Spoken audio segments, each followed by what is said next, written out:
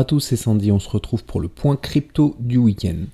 Alors la semaine prochaine, je ne pourrai pas publier de vidéo, donc je vous invite du coup à regarder celle que publiera Nico, notamment il en a publié une très intéressante hier, un samedi 8 février avec beaucoup d'éléments très intéressants, donc nul doute, dès qu'il se passera quelque chose sur le marché des cryptos, nul doute qu'il vous tiendra informé la semaine prochaine. On commence avec le Bitcoin du coup qui est toujours en train de consolider au sein de cette grande structure journalière. Alors quels sont les scénarios possibles? Le pire scénario qui puisse arriver encore une fois d'après moi, c'est de revenir chercher le support pour faire une nouvelle oscillation au sein de cet élargissement symétrique de creux. Si jamais on rebondit ici, on aura de bonnes chances d'après moi d'aller au nord, du coup retester la résistance dans cette grande structure, et si jamais on va retester la grande résistance, forcément on cassera à la hausse la résistance de ce grand double bottom, un potentiel de continuation haussière, donc on partira potentiellement sur l'atteinte des objectifs de cette grande figure.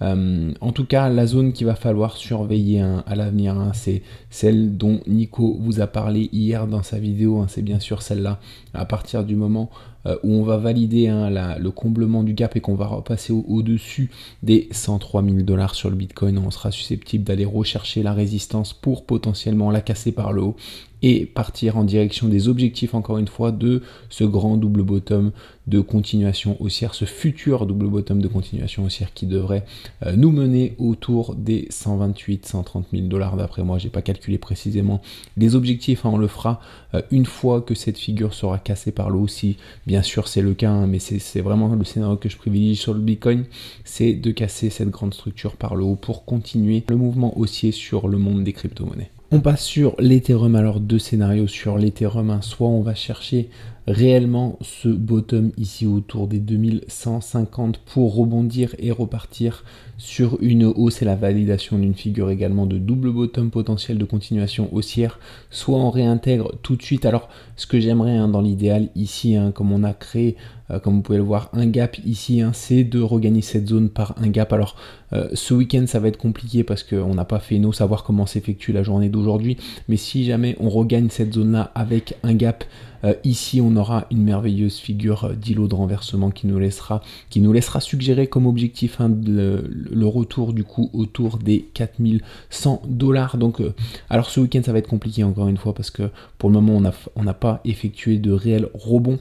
Cependant il faut savoir que ici on aura à la fois une grosse zone à franchir, à la fois une résistance descendante et à la fois un gap à venir combler. Donc même ici globalement on aura vraiment une zone difficile à regagner sur le Bitcoin, mais comme on peut le voir, c'est vraiment une zone où on a effectué une multitude de gaps, donc ça m'étonnerait pas qu'à un moment donné on regagne cette zone, mais pendant un week-end, et si c'est le cas, ce sera vraiment très positif en tout cas pour l'Ethereum, parce qu'on pourra voir vers le haut et avoir des objectifs réellement haussiers du coup sur cette crypto-monnaie qui a du mal depuis quelques semaines à repartir vers le haut, mais encore une fois, je pense vraiment que ce sera un acteur majeur de ce bull run, comme tous les bull runs, donc il faut vraiment compter sur cette crypto-monnaie, c'est pour ça qu'on l'analyse en tout cas avec attention, donc à voir comment va réagir l'Ethereum après sa violente chute de la semaine passée. Est-ce qu'on va réellement valider encore une fois le double bottom, ou alors est-ce qu'on réintègre à un moment donné cette zone là pour repartir directement sur la résistance autour des 4100 $. Un petit tour sur Others Dominance, qui est la dominance de toutes les crypto-monnaies, or les 10 plus grosses capitalisations au niveau du marché des crypto-monnaies. Alors comme on peut le voir ici, on avait validé une figure d'élargissement descendant dont on avait validé les objectifs qui se trouvaient ici au 12,27%. On les a parfaitement validés avant de corriger fortement. Je m'attendais à un rebond dans cette zone-là qui n'est jamais intervenu. On a corrigé pour aller chercher des niveaux encore plus bas, et comme on va le voir en hebdomadaire, on n'est pas allé chercher n'importe où, on est allé chercher un double bottom. Encore une fois, le niveau qu'il faut surveiller, c'est celui-ci qui sera susceptible d'être la fin du bull run. Ici on a rebondi sur une belle zone de support, on est susceptible désormais de repartir vers le haut pour valider également un grand double bottom de retournement haussier, et pour aller en tout cas chercher cette zone des 19,65% sur laquelle il faudra être méfiant. On sera en tout cas proche si on arrive dans cette zone-là d'une potentielle fin de bull run. En tout cas, jusqu'à présent, les fins de bull run se sont toujours effectuées en 3 temps. Dans un premier temps, on a toujours un retournement graphique de la part du Bitcoin. Pour le moment, ce n'est pas le cas, on n'a pas de retournement graphique de la part du Bitcoin. Au contraire, le Bitcoin nous laisse envisager une poursuite haussière. Dans un second temps, on a une explosion à la hausse des altcoins, ce qui n'a pas été encore réellement le cas. On a certes connu une petite alt saison en novembre, mais on devrait connaître une alt saison de plus grande ampleur ces prochaines semaines, comme on peut le voir en analysant tous les graphiques, que ce soit Others, que ce soit également le graphique que Nico vous avait présenté hier. Voilà, on a tous les graphiques qui sont de notre côté et qui nous indiquent potentiellement une explosion des altcoins à la hausse lors de ces prochaines semaines. Donc c'est à ce moment-là qu'on pourra potentiellement envisager une fin de bull run. Bien sûr, les altcoins n'exploseront pas autant à la hausse qu'ils l'ont fait en 2021, mais on attend quand même une alt saison un petit peu plus importante que celle qu'on a connue jusqu'à présent. Enfin, dans un troisième et dernier temps, on a le Bitcoin qui valide son retournement et qui franchit notamment à la baisse la EMA 99 qu'on observe en journalier sur Binance. À partir du moment où on a une cassure franche de cette EMA 99, on part sur un bear market. Du coup, c'est la validation en tout cas du retournement de marché sur les crypto-monnaies. On a également dans un troisième temps l'Ethereum qui se retourne graphiquement, et enfin on a bien sûr les altcoins qui s'effondrent complètement. Tous ces éléments en tout cas me laissent penser personnellement qu'on est encore loin d'une fin de bull run et que le meilleur est potentiellement à venir. Dans ma dernière vidéo sur les cryptos, je vous avais indiqué que j'étais entré en position sur la crypto-monnaie VET pour jouer un rebond technique, au moins en tout cas un rebond technique. Je la vois VET bien sûr partir sur un mouvement très haussier et potentiellement atteindre des niveaux très très élevés. Cependant ici, alors j'avais pris position à cet endroit-là autour des 0,33. On a bel et bien effectué le rebond technique. J'avais revendu partiellement ma position ici et sécurisé en plaçant mon stop loss sur le point d'entrée, sur mon point d'entrée. Comme on peut le voir, on a ensuite corrigé, du coup on est venu chercher mon stop loss. Je sors donc de cette position en léger gain et on va voir que je suis depuis rentré sur une autre crypto-monnaie que je vais vous présenter tout de suite. Avant de vous présenter DOT, qui est la crypto-monnaie sur laquelle je suis entré en position, alors je voulais vous rappeler que nous ne sommes pas des conseillers financiers, que ce soit moi ou Nico. On est simplement des traders indépendants qui basons nos prises de position sur les statistiques des graphiques qu'on a étudiés en profondeur. Cependant, qui dit statistiques graphiques dit forcément taux d'échec, parce que les statistiques de 100% de réussite n'existent pas malheureusement. Donc faites toujours vos propres recherches avant de tenter d'entrer en position.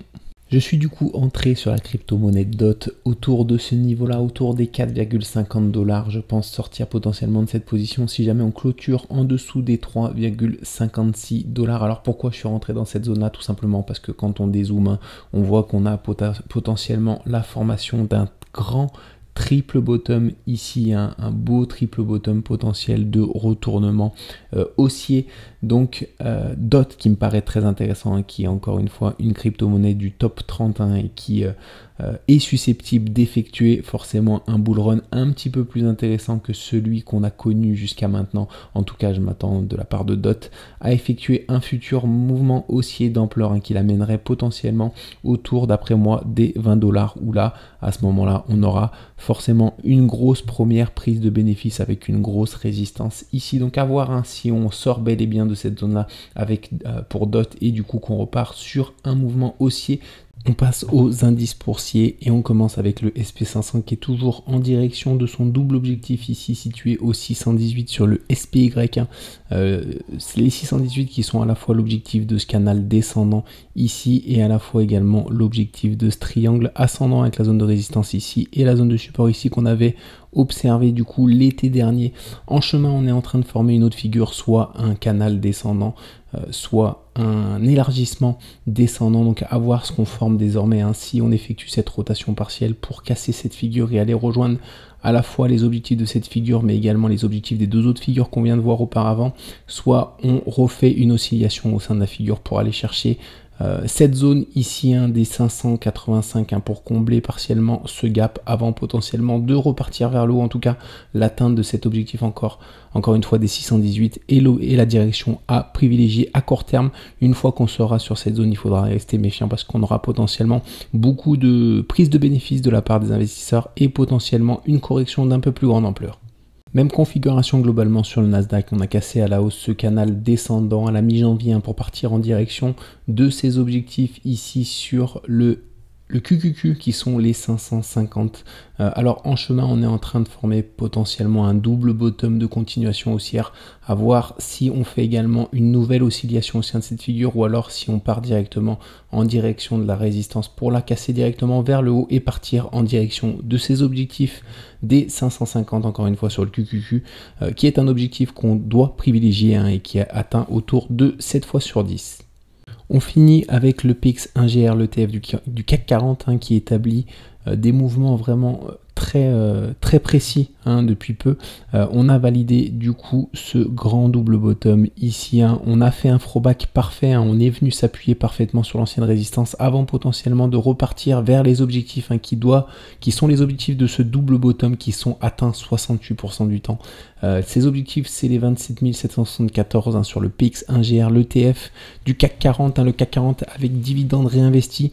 Alors souvent sur ce genre de figure, normalement sur les doubles bottom, on a des throwbacks qui débordent, c'est-à-dire qu'on a des throwbacks qui vont chercher des zones qui réintègrent partiellement la figure avant de repartir vers le haut. Pour le moment, on a un throwback qui est vraiment parfait. Cependant, sur ce genre de figure, je suis en général assez méfiant. Je m'attends potentiellement à un moment donné à faire une correction légèrement plus grande pour venir chercher une zone un petit peu plus basse. Alors pour le moment, c'est pas ce que semble indiquer le CAC 40, tout simplement parce qu'on a vraiment parfaitement rebondi, comme vous pouvez le voir sur l'ancienne résistance, avant de repartir vers le haut et de faire de nouveaux plus hauts récents après avoir comment on réagit sur les derniers plus hauts historiques. Si c'est à ce moment-là qu'on a une correction un petit peu plus importante avant de repartir en direction des objectifs, ou alors si on franchit également, si on a une légère consolidation avant de franchir directement ces plus hauts pour partir en direction du double bottom. Donc ça reste à voir, mais en tout cas le CAC 40 qui est très propre, qui consolide simplement sur chaque résistance depuis un petit moment maintenant, depuis le rebond qu'on a effectué ici sur une zone basse et qu'on avait vu ensemble du coup. On va voir en tout cas si il continue ces mouvements parfaits pour aller rejoindre les objectifs, encore une fois, qui doivent être atteints 68% du temps en moyenne sur le CAC 40.